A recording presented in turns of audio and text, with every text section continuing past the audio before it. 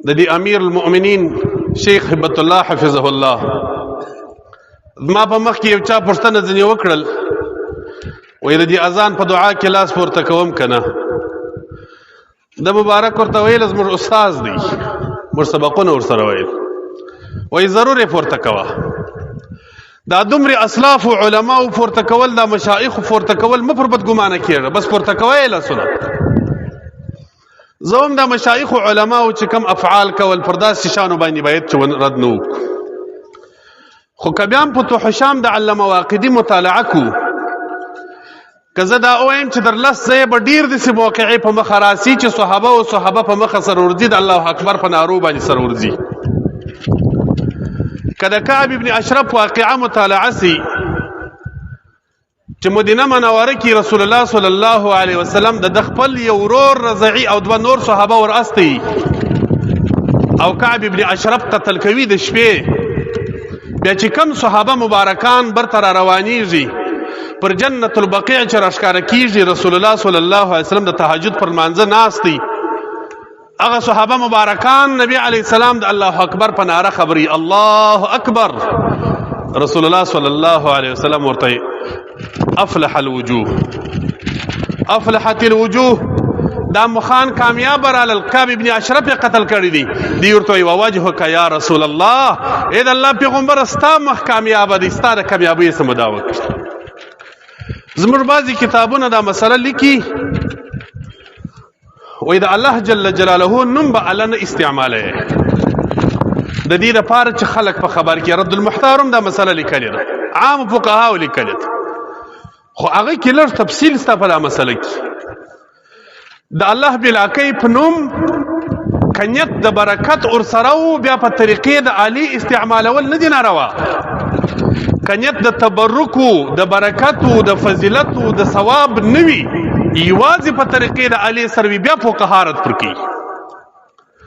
زموږ تاسو کتابونه که وګورئ، اکثر کتابونه فنون راواړوي، په مقدمه کې علما لیکي وایي بسم الله الرحمن الرحیم کې څو تعویل کیږي، څو تحقیق کیږي. یو تحقیق پکې دا دی چې بعد فار د استعانت ته.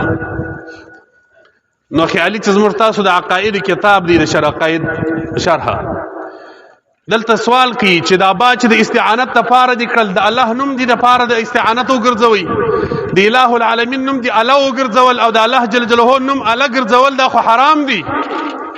متصل جواب محشان ورکوي چې د الله بلاکۍ په نوم په طریقې د آلې ګرځول هغه وخت حرام دي که نیت ته تبرک نه و پکښې کې. که یو سړي نیت ته تبرک پکې مقصد و، بیا د الله جل جلاله نوم د آلې دپاره ګرځول حرام نه دي، بیا جایز عمل دی، بلکې مندوب مستحب افضل عمل دی.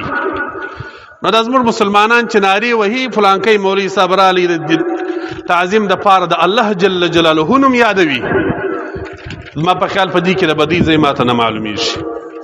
به هر حال دا مې در دې پورې وویله چې ګوره د الله جل جلاله نوم کلمه د لا اله الا الله محمد رسول الله دا قدر لري، د سپین بیرغ قدر لري. سپین بیرغ وځړوه، د رسول الله صلی الله علیه وسلم بیرغ دی، زموږ افتخار دی، زموږ ویاړ دی، زموږ د شلو کالو ارمان دی، زموږ د شهیدانو وینو باندې اوبه سوی بیرغ دی.